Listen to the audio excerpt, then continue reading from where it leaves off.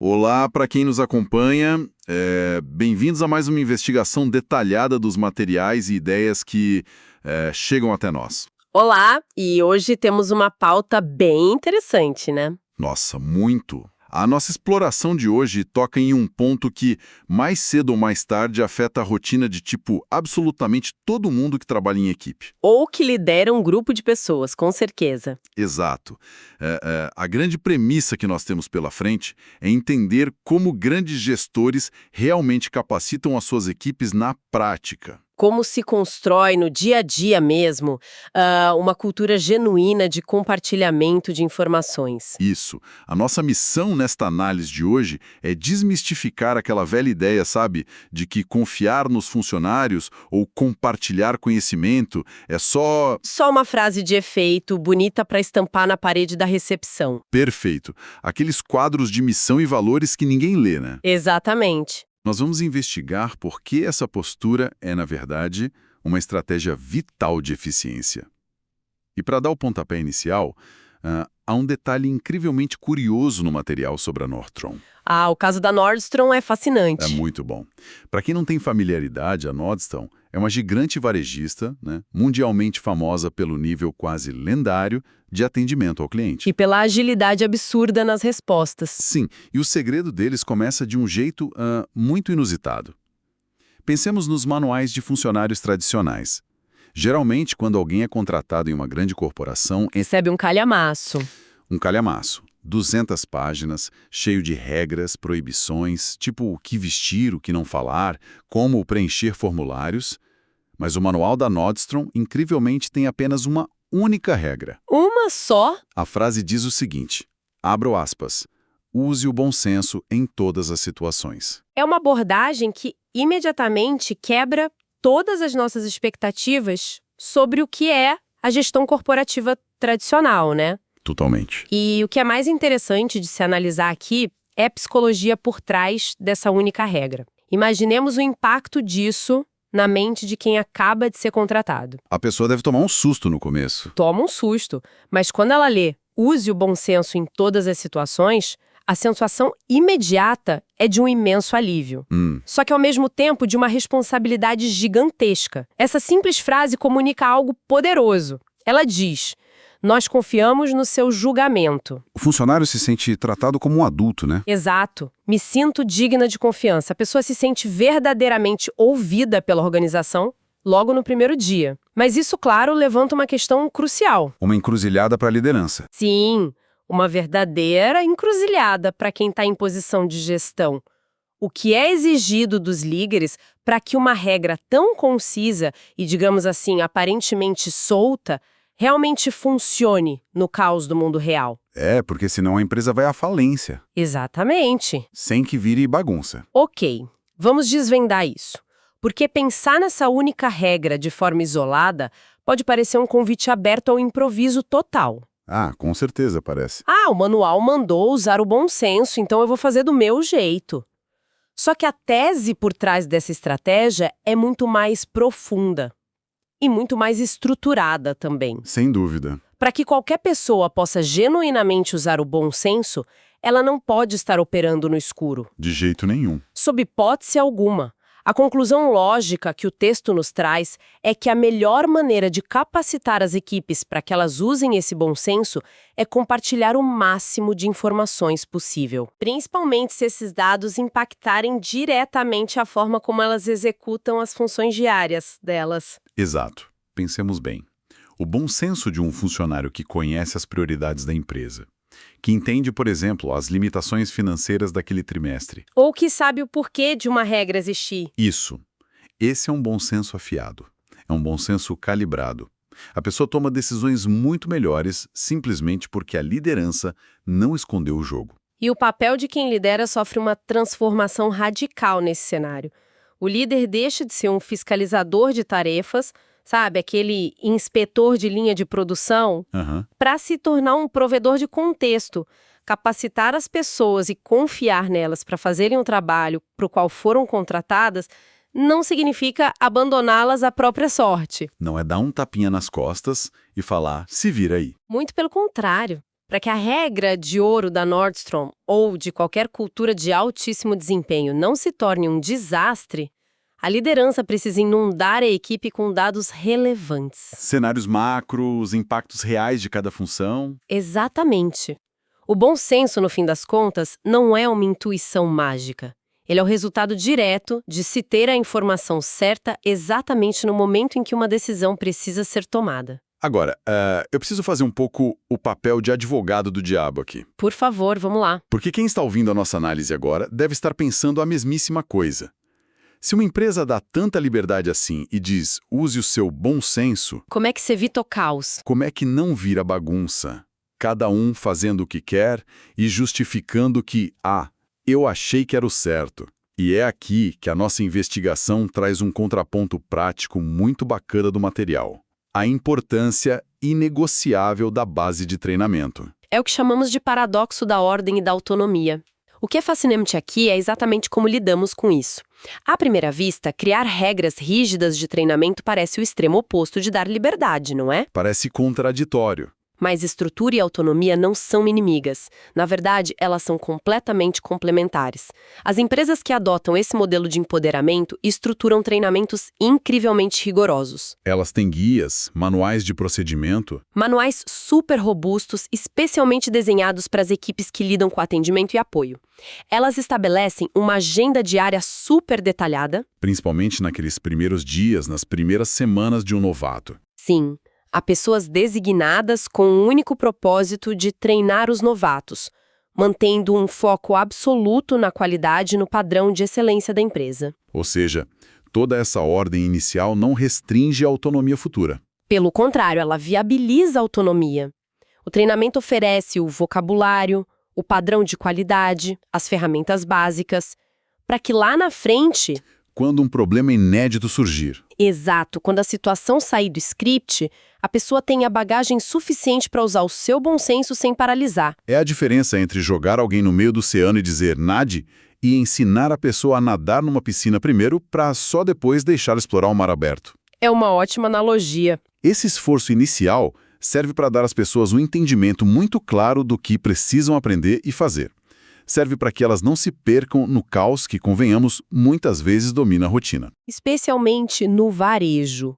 O ambiente de varejo ou de atendimento ao cliente é cheio de urgências, clientes irritados, sistemas que travam do nada. É loucura. E o treinamento é a âncora. E isso me lembra muito o exemplo que encontramos na nossa investigação, a experiência daquela profissional citada no texto, a Tatiana. A história da Tatiana é um excelente estudo de caso para ancorar essa teoria na realidade. A história dela ilustra perfeitamente como essa dinâmica funciona lá na linha de frente. Sim, porque a Tatiana atua diretamente com o público e a experiência dela nos mostra como o conceito de bom atendimento precisa ser dissecado. Muitas vezes, nós pensamos que um ótimo atendimento ao cliente é só o resultado de um funcionário que é muito carismático, muito simpático. Aquela pessoa empática e sorridente. E claro, essa interação direta e humana é vital. Mas a grande lição da experiência da Tatiana é que o bom atendimento vem em igual ou até maior proporção da forma como a liderança de bastidores preparou essa equipe. Capacitou a equipe, exato. Não adianta a Tatiana ser a pessoa mais empática do mundo se ela não tiver autonomia ou acesso ao sistema para resolver o problema de quem está na frente dela. É exatamente isso. A simpatia tem um limite se o problema prático não é resolvido. O cliente quer a solução. A Tatiana só consegue ser brilhante no que faz porque as pessoas em posições de liderança a colocaram nessa posição de vantagem. Deram a ela as informações certas para tomar decisões de forma autônoma. Sim.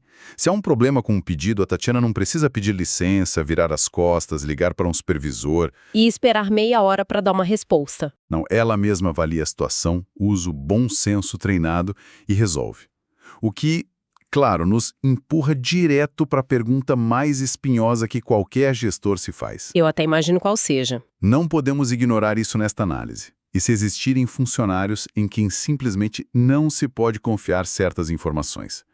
Aquelas maçãs podres, digamos assim. Essa é, sem dúvida, a grande barreira psicológica para a descentralização nas empresas. É exatamente esse medo que mantém muitas organizações presas ao microgerenciamento. E a resposta para essa dúvida exige uma dose gigante de pragmatismo da liderança. Pragmatismo mesmo. Sim, porque talvez existam exceções.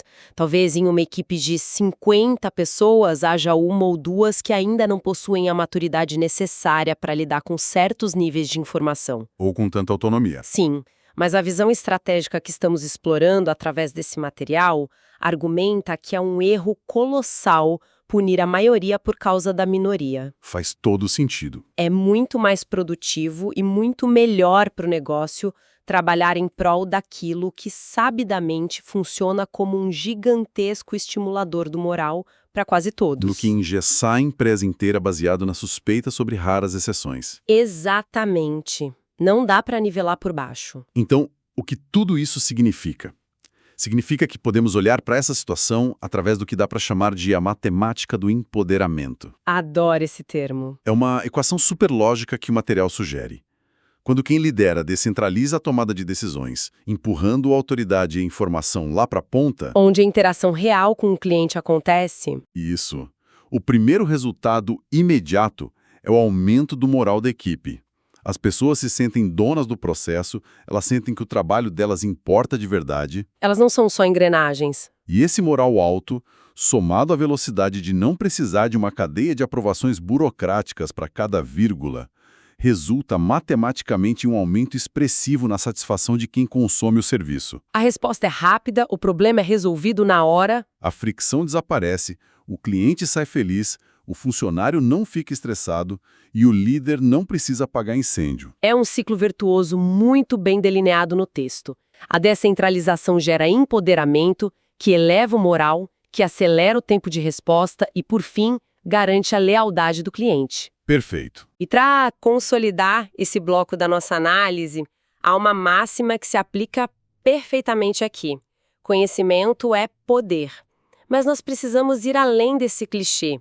Em um ambiente corporativo, ao compartilhar informações estrategicamente, o que está sendo compartilhado, na verdade, é o poder de fazer a diferença. O poder de agir. Exato. O conhecimento retido lá na sala da diretoria não gera valor nenhum na linha de frente. Não serve para nada lá na ponta. O conhecimento precisa circular para se transformar em ação. Aqui é que fica realmente interessante. Porque, honestamente, é muito fácil concordar com a filosofia de que compartilhar é bom. É lindo no papel. Na teoria, tudo funciona. Mas como é que se faz isso na segunda-feira de manhã, com a loja cheia ou os e-mails acumulados? Felizmente, a nossa investigação nos forneceu um plano de ação tático. Um roteiro prático mesmo, para mapear exatamente o que deve ser compartilhado e como. E tudo começa com 3 diretrizes fundamentais, que o texto formula como perguntas que qualquer pessoa em posição de gestão deve se fazer. E a primeira pergunta desse roteiro é maravilhosa. Que informações eu tenho acesso que dariam à equipe uma perspectiva mais ampla sobre o negócio? Essa pergunta é vital para destruir a chamada visão de túnel. Com certeza. É muito comum que quem atua na operação foque apenas na transação imediata, fechar a venda, embalar o produto, responder o chamado. Só olhar para a própria mesa. Isso. Mas se a liderança fornece dados sobre as tendências do mercado naquele semestre ou explica os desafios logísticos que a cadeia de suprimentos está enfrentando, a perspectiva da pessoa muda. Muda completamente. Se um atraso nas entregas está ocorrendo, por exemplo, por causa de uma crise no porto, a equipe de atendimento precisa saber disso. Para não ficar vendendo ilusão para o cliente. Ciente disso, a equipe pode explicar a situação de forma muito mais transparente e empática para o cliente, em vez de apenas repetir mecanicamente aquela velha desculpa de que o sistema está fora do ar. Exatamente. A pessoa deixa de ser um mero apertador de botões e passa a entender a engrenagem inteira do negócio. E isso nos leva à segunda pergunta desse plano de ação. Quais são os pontos de conexão com outras equipes e quem toma as decisões cruciais relacionadas às funções do grupo? Isso é sobre quebrar os silos. Basicamente, é tirar as vendas da sua bolha e mostrar quem são os vizinhos de departamento. Que é onde dá muita briga, né? Muitas vezes uma equipe de vendas tem raiva da equipe do financeiro porque, eles demoram para aprovar os descontos, eles travam tudo. Clássico. Mas se o mapa de conexões for compartilhado, se as pessoas entenderem o fluxo do trabalho como um todo e quem são os indivíduos responsáveis por trás de cada etapa, a hostilidade diminui muito. Elas param de ver processos engessados e começam a enxergar colegas com os quais elas precisam colaborar de maneira mais inteligente. Sem dúvida, expor essas interdependências cria uma empatia interna fundamental. E a terceira pergunta amarra tudo isso no objetivo final da empresa. A pergunta é: o que define um bom atendimento ao cliente para a gestão e para os pares? Parece óbvio, mas não é. Não é. Essa definição não pode ser um mistério e não pode haver desalinhamento. Se a equipe de linha de frente acha que bom atendimento é conversar por 30 minutos com cada cliente para criar relacionamento... Sendo simpático. Isso, mas a diretoria lá em cima mede o sucesso pelo tempo de resposta rápido de no máximo 3 minutos. Nossa, o conflito é inevitável. Alguém vai ser cobrado e vai se sentir injustiçado. O compartilhamento claro dessa definição padroniza a excelência. Assegura que o tal do bom senso de todos esteja sendo calibrado pela mesma bússola. Excelente. Só que nós precisamos trazer um choque de realidade para essa nossa conversa agora. Vamos lá. Nem tudo é um livro aberto.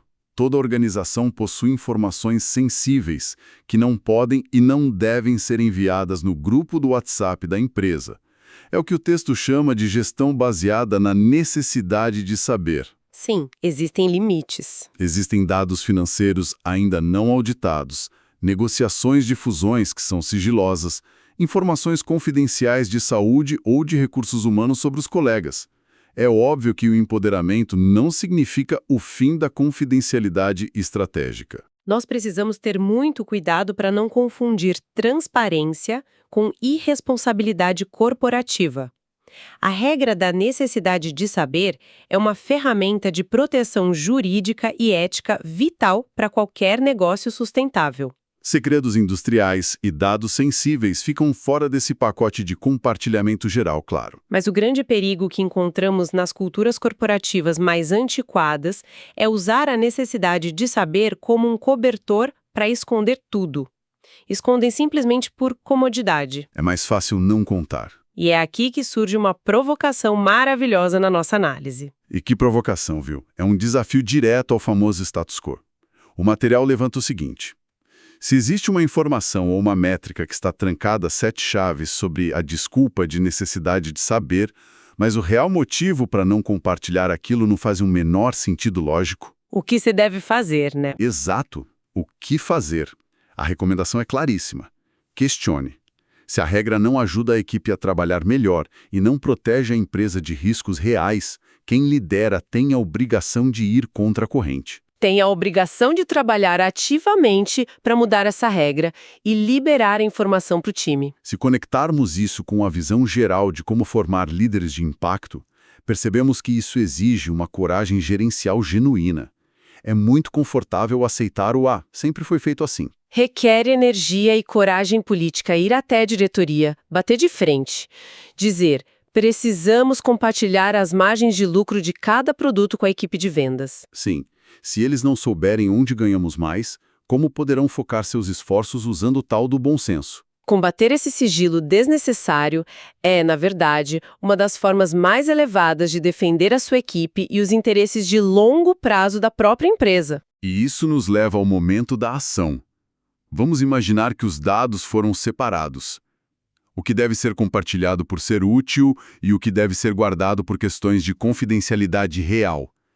Chega a hora de colocar isso no mundo. Tem que ter um plano. É preciso criar um plano de disseminação. Mas atenção, o objetivo não é simplesmente fazer um grande anúncio, jogar aquele PDF cheio de informações no colo das pessoas e sair correndo. Não funciona. O objetivo é usar esse momento de compartilhamento para demonstrar confiança e estabelecer um canal de prestação de contas de mão dupla.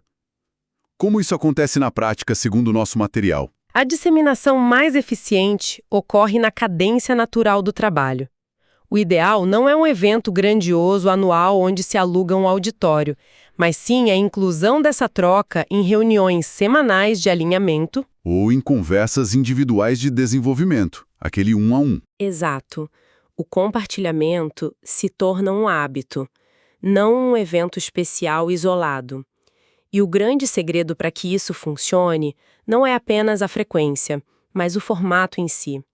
O repasse de dados não pode ser um monólogo onde um diretor projeta um slide e a equipe assiste passivamente. Isso é terrível. A abordagem ideal apontada no texto é o que chamamos de cocriação. A cocriação muda o jogo inteiro. Não é sentar na cabeceira da mesa, apontar para um gráfico com a caneta e dizer: olha, esses são os nossos números de cancelamento, melhorem isso para o mês que vem. Isso só gera ansiedade. Cocriar é apresentar o contexto ampliado que acabamos de discutir e perguntar genuinamente para a equipe. Com base nessas novas informações sobre os nossos pontos de conexão e as expectativas de bom atendimento, como nós podemos ajustar a nossa rotina para trabalhar melhor? É desenhar um mapa do tesouro em conjunto.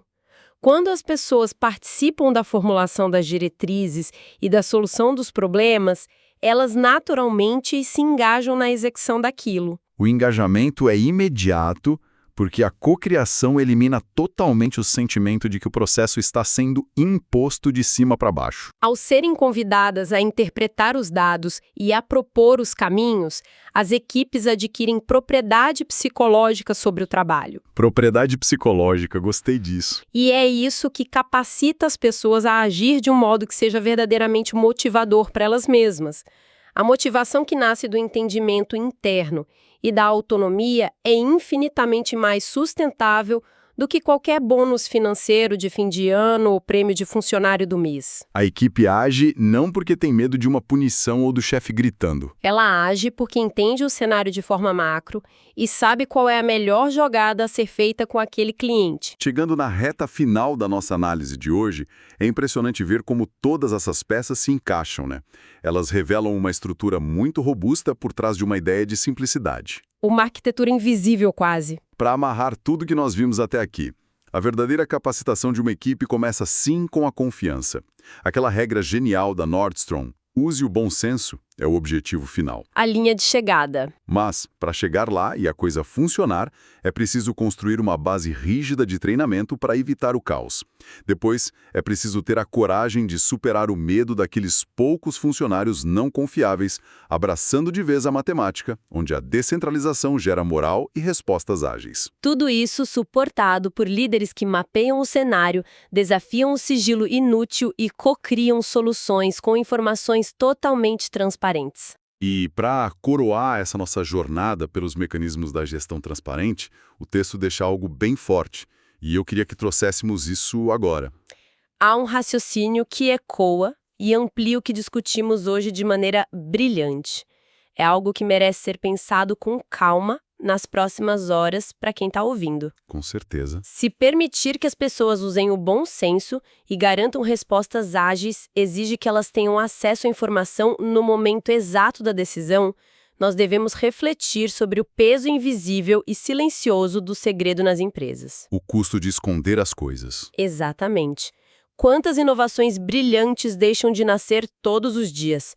Quantos clientes frustrados são perdidos para sempre, simplesmente porque quem estava ali, na linha de frente, olhando nos olhos do cliente, não pôde agir. Ficou de mãos atadas. E não pôde agir porque precisava esperar a carimbada de um gerente que estava a quilômetros de distância, trancando a informação em uma planilha. Quando avaliamos a fundo, o verdadeiro risco de um negócio não é a equipe saber demais. O maior risco, e talvez o mais letal para a sobrevivência da empresa, é a organização ser lenta demais por saber de menos. Que semente fantástica para reflexão. Fica o desafio prático para olharmos para os nossos próprios ambientes e processos diários. Será que nós não estamos sendo lentos demais por puro medo de compartilhar informações vitais com quem está do nosso lado? Fica aqui o nosso imenso agradecimento pela companhia de quem nos acompanha em mais esta análise profunda. Foi um debate excelente. Que essas ideias tragam clareza e coragem para transformar o dia a dia nos lugares onde atuamos. Continuemos sempre questionando o que está estabelecido e espalhando as ferramentas que fazem o bom senso brilhar na prática. Até a nossa próxima exploração.